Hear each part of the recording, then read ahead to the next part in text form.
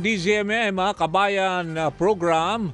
Nako, malaki ang issue ito ngayon na nangyayari, di ba? Itong winter storm sa East Coast ng Estados Unidos, pati nga sa ibang bahagi ng Canada. Alam ko ay ganito rin ang nararanasan.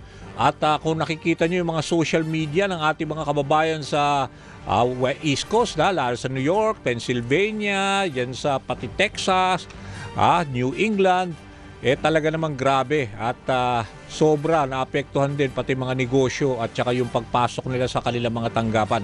Anyway, may makakausap po tayo. Ito, matagal ko nang kakilala at dati kong kasama ito nung ako nasa Middle East at Europe News Bureau.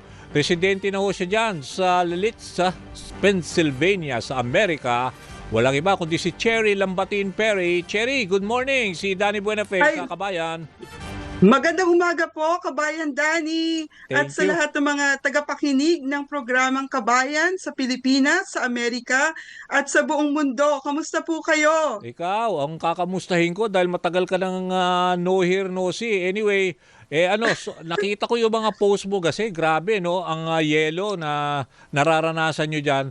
For now, Cherry, ano ang lagay ng panahon ngayon? Ganun pa rin ba? Tuloy-tuloy yung yelo?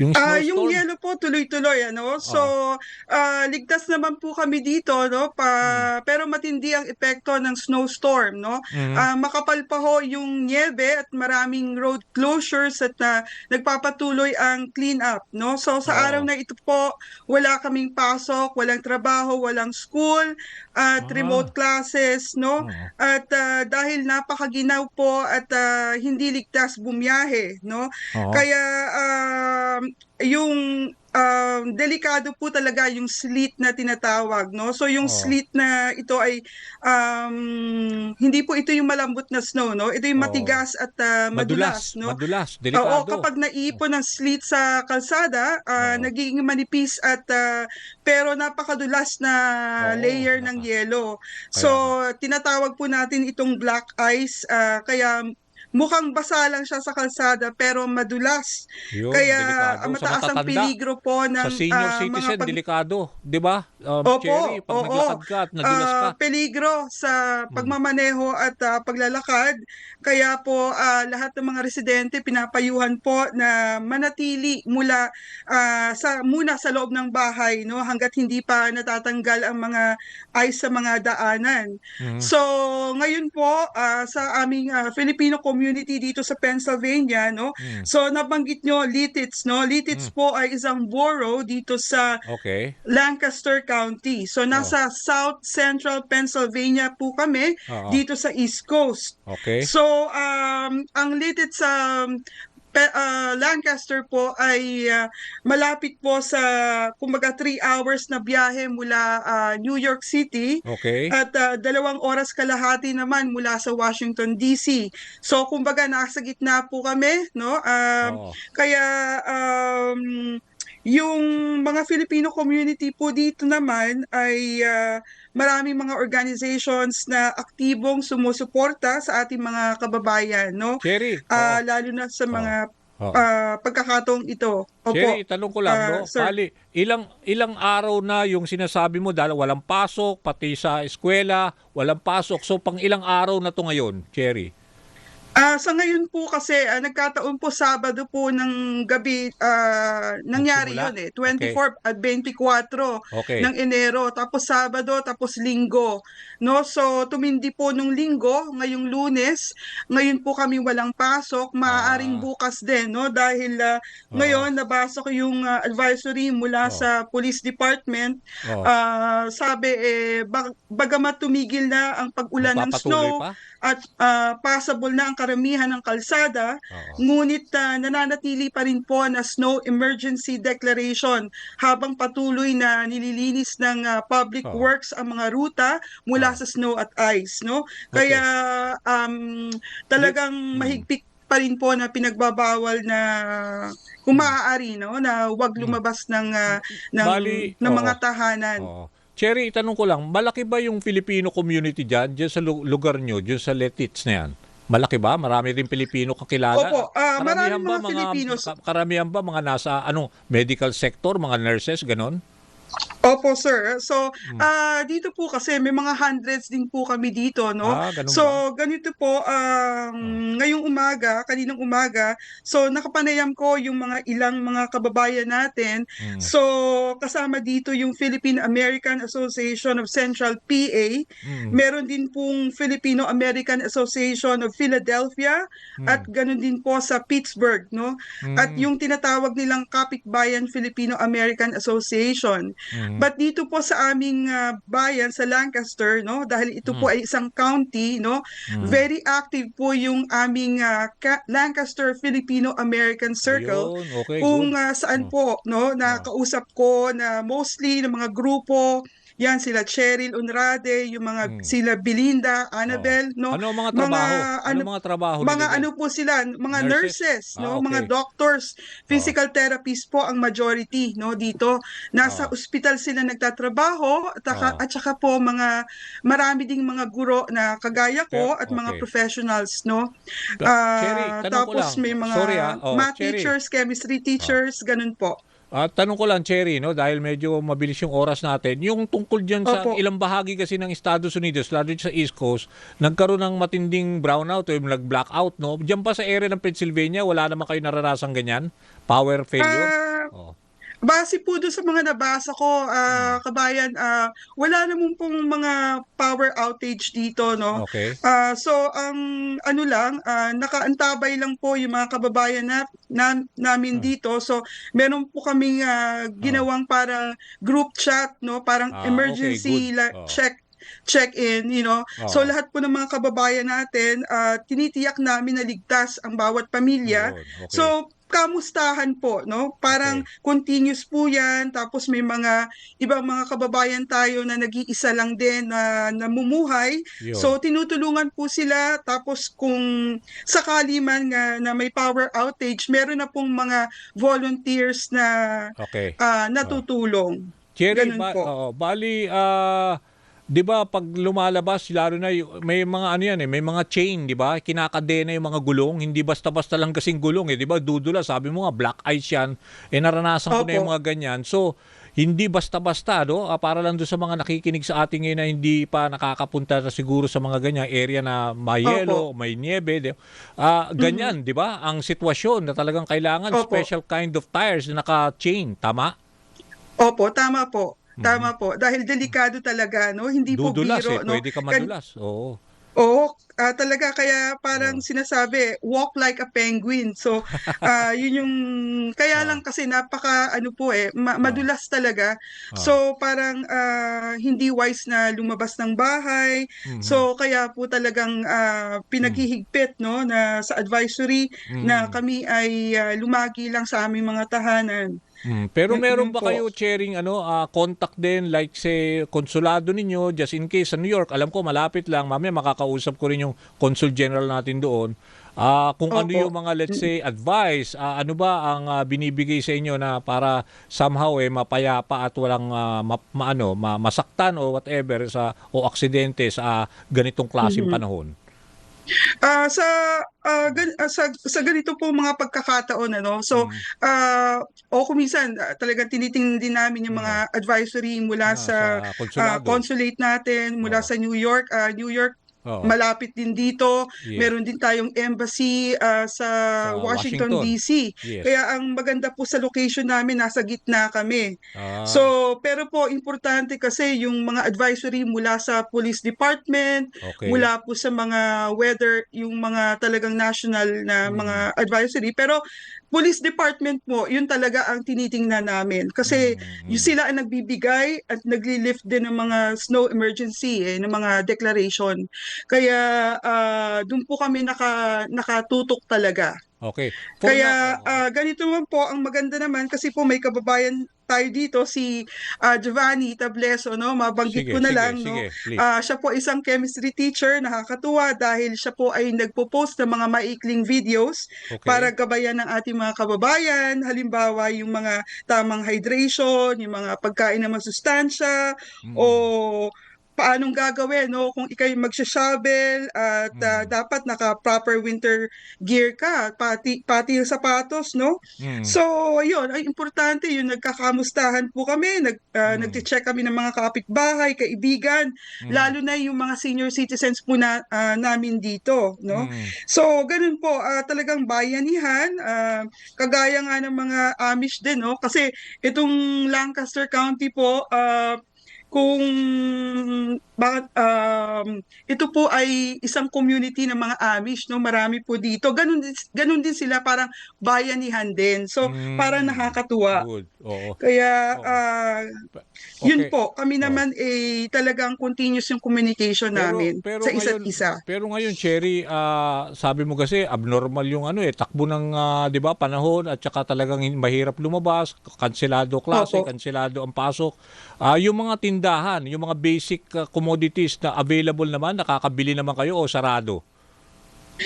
Sa ngayon po, sir, yung ibang major establishments maaaring bukas na, no? Hindi pa ako nakakalabas. Okay. Pero kasi bago nangyari ito, parang Wednesday, Thursday, Oo. nagkakaroon na ng mga panic buying dito eh. So makikita mo kahit Kaya yung nga, mga yun na nga meat, eh. pork, Oo. beef, talagang parang nagkakaubusan. Okay. No? So parang siguro ang mga tao naman, kasi Oo. I mean, good for like a week, no? Nakabili na sila, no? Pero ang forecast kasi parang this week talaga sobrang ginaw hanggang Ganun ba? February 1. Tuloy-tuloy pa for a few Yeah. days. Ganun, parang ganun, Cherry. Tuloy-tuloy po ito, no? Pero yung Oo.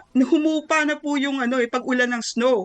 Kaya lang kasi syempre po, apat na major na yung four statistical regions po sa Amerika, no, yung Northeast, Midwest, South and West. So parang lahat 'yon kumbaga affected, no. Parang nabasa ko Okay. 25 states, no, ang apektado, at ang isa sa mga pinakamataas dito ay yung sa New Mexico. Meron silang 31 inches. Kaya Wow, po grabe. na snow, no. Marami rin tayong mga kababayan doon. Kahit po sa Texas, no. So nag-snow din. Kaya dito Sige. nga nabigla kami dahil matagal po ako sa bandang upstate New York, no. Sige. Oo. Pero dito talagang umabot kami ng 23 inches. Okay. Sa Cherry. kaya po Oo. Sorry, Cherry, medyo kapos na tayo sa oras. Pero Opo, anyway, opo, sir. mag-ingat na lang Opo. kayo dyan. At saka importante, Opo. i-retain nyo yung group chat para at least nagkakaalaman kung ano talaga yung lagay ng bawat isa. Di ba, Cherry? Opo. Oo. Opo. Okay. Tama po, sir, at kabayan, at kami naman po ay maayos naman ang kalagayan, at wala naman pong nababalita ang casualty dito sa area namin. Pero makikita mo sa ibang mga states ngayon, meron na, umabot na ng mga 28 siguro yung death toll, no. So pero sa awa ng Diyos, no, maayos po yung kalagayan namin dito. Okay. Cherry, maraming salamat Maraming salamat at po. saka update diyan sa binigay mo. Anyway, ano sa inyo Okay. mag-ingat kayo diyan. Thank you very much sa oras. Salamat. Opo, maraming salamat po. God Okay. bless po, sir. God Bye-bye. bless. Okay, yan ho si Cherry Lambatin Perry. Residente ho siya dyan sa Pennsylvania. Spanish professor ho yan. At dati ho naming correspondent yan sa Spain. Kaya magaling din ho yan mag-Espanyol. Salamat, Cherry. Okay, sa puntong ito ay puntahan naman natin ang Consulate General, ang Philippine Consulate General natin sa New York. Makakausap natin via Zoom din. Walang iba kundi si Conjen Senen Mangalili. Conjen, good morning. Si Danny Buenafe sa Kabayan. Good morning, kasamang Danny, at as always, nakakatuwang makipagkwentuhan at kumustahan sa iyo. Good evening naman po kina Cherry at sa mga kababayan natin na nandito sa eastern part of the United States. Yun, katulad din ng kwento ni Cherry, grabe, di ba? Diyan sa East Coast, at nakita ko naman yung mga post mo, talaga naman ang kapal ng yelo, no? At I'm sure namimiss mo na rin ang Pilipinas by this time. Pero ano ba ang let's say sitwasyon? Kasi lumalabas, iba-iba yung reports May 7, may 11 namatay na sa result nitong winter storm. Pero for now, safe ba ang ating mga Pilipino dyan, Conjen? Kamukha nung nasabi ni Cherry kanina, awa ng Diyos ay maganda ang sitwasyon ng ating mga kababayan. Wala po tayong na-monitor na anumang casualty sa mga Filipino dito sa 10 estado na ginagabayan ng Konsulado General ng Pilipinas sa New York. Alam niyo po yung teritoryo natin mula Maine hanggang Delaware, kasama na yung Pennsylvania. In fact, last week nandun ako sa banda kina Cherry sa Harrisburg, sa kanilang state capital for some meetings.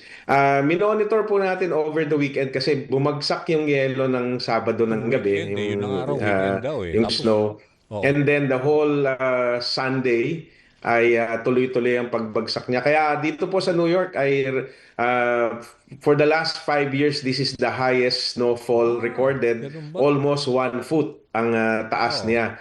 Ang nangyaring malaking disruption ay sa flights coming out of the 3 airports in this area, yung JFK. Newark, LaGuardia, and JFK. Lampas 1,000 flights po ang na-cancel. At yung mga hindi na-cancel ay mahabang delay bago ultimately na-cancel din. Okay. Yung mga kalsada po ay nakahanda naman yung state and city governments ng New Jersey, New York, Connecticut at talagang inaalis nila yung snow pero maaga pa nagdeklara na sila ng state of emergency at sinabing kung hindi importante ay wag nang lumabas. So kabutihan po nito ay wala tayong nabalitaan na kababayan natin na nadisgrasya. So for now may nilabas na palang gano'n na state of emergency, no? Bali doon sa kung hindi nga importante, wag na nga silang lumabas. Pero doon sabi kanina ni Cherry, suspendido ang klase ngayon at saka wala silang pasok. Monday kasi ngayon dyan. So, dyan ba sa New York, ganun din, Conjen? Pareho po. Sinuspindi ang klase dito sa New York, sa New Jersey. Ngayong Lunes. Nag-remote klase sila sapagkat hanggang sa susunod na weekend po yata ay below freezing ang ating temperature dito. Okay. So, ini-expect ba ninyo na magtutuloy ito hanggang until next weekend pa? Parang gano'n at ibig sabihin matagal ang kanselasyon ng mga klase at saka pagpasok sa opisina? Yun yung tinitingnan natin ngayon kasi nag-announce kanina ang New York na hindi pa sila sigurado kung may pasok bukas. Una, sub-freezing pa yung temperature although wala ng snow na bumabagsak. Pero pangalawa is kailangan siguraduhin yung safety ng mga kalsada kasi nga yung dating snow ay naging ice at yun ay medyo madulas at delikado sa mga sasakyan. For now, Conjen, I would assume, no, active naman sa group chat ang ating mga organizations dyan, no? At least alam nila, inaalam ninyo kung ano na yung, kung ano mga concerns for now. Ano ba mga concerns so far na naririnig nyo sa kanila? Wala naman pong masyado kasi walang disruption sa utilities, yung power, hindi naman nagkaroon ng blackout. Yung heating and water supply consistent naman. Yung transportation, yun ang medyo nagkaroon sila ng disruption. So, a lot of people stayed indoors. Pero alam mo, Danny, yung maganda yung New York pagka na-blanket ng snow. Kaya marami pa rin tao na lumabas. And then yung mga nagtitraining sa marathon, nakita pa rin natin sila sa Central Park na tuloy-tuloy ang pagtakbo nila. So siguro with the precautions taken as advised by the emergency services of different cities and states, sumunod naman sigurado ang ating mga kababayan. Kaya walang masyadong issues. Nagkaroon ng konting panic buying nung Thursday, Friday, pero nag-normalize naman na at sigurado naman ng supply. Meron nga mga pictures at videos nung ibang mga kababayan natin naglalaro sa yelo, pati mga bata, no. Pero ang good news wala namang mga sarado kasi may mga reports sarado ang mga ang mga stores or mga ibang opisina. Nung linggo, Dani, kasi una, linggo naman siya. Pangalawa is talagang makapal ang bagsak ng yelo. So siguro sinabi ng mga business owners, wala rin namang bibili sa kanila on that particular day. Karamihan sa mga kababayan nating may small businesses dito sa Queens, dito sa Manhattan, lahat sila ay karamihan nagsarado at siguro they just chose to remain indoors. Tama. In accordance with the advice given ng City of New York, the State of New York, and other cities and states in our jurisdiction. Bali Conjen, yung binanggit kanina ni Cherry, yung sinasabi niyang black ice, yung kaya yung ano nga 'di ba, yung madulas at saka somehow 'di ba, kailangan i-chain nga yung mga gulong para takbo ang mga sasakyan. Alam ko malaki ang risk niyan sa mga senior citizens na wag dadaan-daan lalo na diyan sa mga kalye na madudulas at saka yung nga yung tinatawag nilang black ice, 'di ba, Conjen? Totoo, yung black ice kasi ang dahilan kaya nagkakaroon ng aksidente sa mga thoroughfares, sa mga kalsada. Yun namang mga seniors ay siguradong pinag-iingat ng husto kasi may fall risk sila madulas doon sa Oo. gilid ng bangketa dahil yung dating powdery at malambot na snow Tama. tumitigas yan at nagiging madulas. Oo. Kaya yung mga naglalakad, they are in danger kung hindi na push yung snow sa gilid ng kalsada. Kaya dito sa New York, may multa kapag ang harap ng bahay mo ay hindi mo sinyovel, $150 for the first offense kung hindi ka mag-shovel. Kaya pala lagi mo sinushovel eh. Nakikita kita sa video eh. Pati ano, talagang sumusunod ka sa batas dyan sa New York. Oo, anyway, ano ang sabi ng mga let's say dun sa mga group chat ninyo, yung saklaw mo ba, Conjen, tanong ko lang, yung saklaw mo ba, ano yung pinakamalaking populasyon ng mga Pilipino doon na somehow kailangan yung gabayan? Dito sa New York, Oo, sa area New mo York na State, sinasaklaw nyo, ano yung parang malaki pangalawa ang na yung, population ng yeah, Pilipino? Oo. Oo, Danny, New York State, tapos New Jersey, Okay. susunod yung Massachusetts New at Jersey, saka malaki din ang Pinoy Pennsylvania, doon. halos pareho yan. Oo. And then Connecticut, marami din tayo dyan. Oo. Yung mga maliliit na size ng Filipino population would be like Delaware, New Hampshire, Oo. Vermont. Pero lahat yan may mga contact tayo sa mga community Meron kang members at network. leaders nila. Oo. May network tayo at itong group chat nila, Cherry, palagay ko, kailangan nating idagdag doon sa Tama, network oo, para Pennsylvania. magkakaalaman. Yung ibang mga binanggit niyang organisasyon kanina, we are already in communication with them. We have been in communication with them for some time now. Alam niyo ba yung isang pinakaunang organisasyon ng mga Pilipino dito sa Oo. bandang ito ng Estados Unidos is the Philippine American Association ng Pennsylvania, sa Philadelphia. ganun ba? More than 100 years old na sila, Danny. Wow, grabe. At kaya magkakakilala na sila generations na and patuloy at malinaw ang komunikasyon sa mga organisasyon na kabilang dyan sa ating binabantayan na state of Pennsylvania. Oo. Bali Conjen, yung binanggit mo kanina, halos mahigit 1,000 daw na mga flights, 'di ba? Diyan sa 3 airport. So ibig sabihin yung mga ganitong development pwede magpatuloy pa dahil hindi pa siguro kung matatapos itong winter storm. Nag-normalize na yung weather kasi masama, wala ng bumupa snowfall konti na. pero Oo. sub-freezing yung temperature so maaaring kung magkaroon ng konting moisture, magkaroon ng yelo so makaka-contribute yan sa delay. At saka yung more than 1,000 flights dun sa 3 airports na nabanggit ko kanina na cancel, syempre yung mga pasahero niyan na kailangan talagang bumiyahe ay dumadagdag ngayon doon sa mga existing flights. Kaya Yeah. asahan po natin na magkaroon ng patuloy na disruption in about 1 or 2 more days Sige. kung hindi magbabago ang sitwasyon. Sige. Conjen, maraming salamat sa update at ingat kayo diyan at syempre keep warm at see you soon in Manila. Conjen, thank you. Salamat Danny at mabuhay ka. Okay, mabuhay din kayo dyan sa New York. Yan ho ang Consul General natin, Senen Mangalili, mula dyan sa New York. Magko-commercial break lang ho kami, wag ho kayong alis dahil tuloy-tuloy pa rin ho ang programang Kabayan. Kabayan! Kapangyarihan ng mamamayan!